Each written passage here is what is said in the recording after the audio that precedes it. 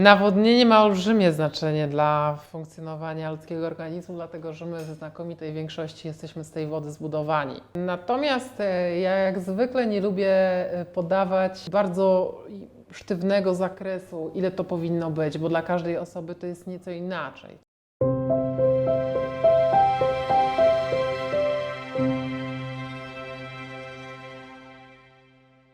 Są uwarunkowane naszą aktywnością fizyczną, tego ile my wytracamy wody. Niektórzy to zapotrzebowanie będą mieli w związku z tym nieco większe. Od jakiegoś czasu funkcjonują rekomendacje dotyczące tego, w jaki sposób nawadniać się optymalnie na podstawie samoobserwacji koloru swojego moczu. To nie jest tak, że każdy z nas musi wypijać 2 litry czy 3 litry. Dla ludzi to brzmi troszeczkę tak też przygniatająco. Jak to jest, że ja mam tyle wypić? Problem tego, że my zapominamy o tym, żeby się nawadniać, dotyczy bardzo dużej części pacjentów. Sama nie jestem w tym idealna i często zapominam o tym, żeby pić.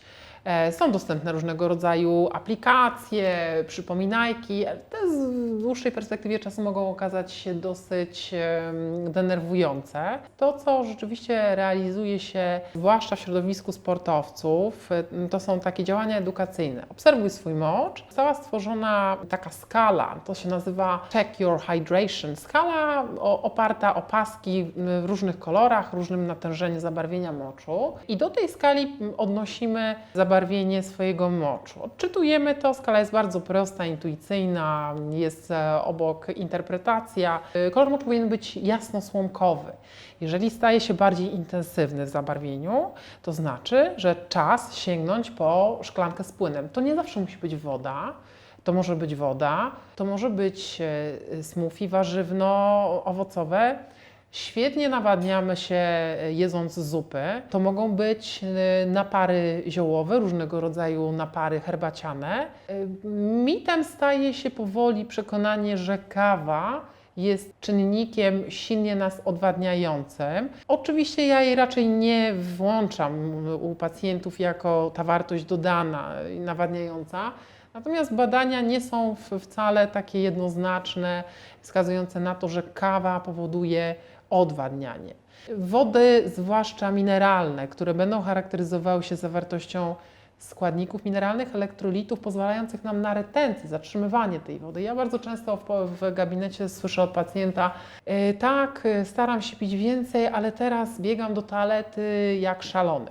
Dlaczego? Być może w Twoim płynie jest niewystarczająca ilość sodu. To sód jest tym pierwiastkiem decydującym o tym, że my wodę zatrzymujemy. Zachodzi zjawisko retencji. Dlatego obserwujcie swój mocz, patrzcie na jego zabarwienie. Oczywiście są sytuacje, kiedy przyjmujemy różnego rodzaju suplementy diety czy leki, które mogą dawać nam zmiany zabarwienia moczu. Tak jest w przypadku witamin z grupy B. Ten mocz wówczas nabiera barwy bardzo mocno żółtej, takiej fluorescencyjnej. No wówczas nie możemy posługiwać się takim narzędziem, bo ten wynik będzie niemiarodajny, ale w znakomitej większości przypadków możemy zastosować właśnie skalę opartą o tę tabelę. To się po angielsku nazywa Urine Color Chart, a narzędzie do tego Check Your Hydration.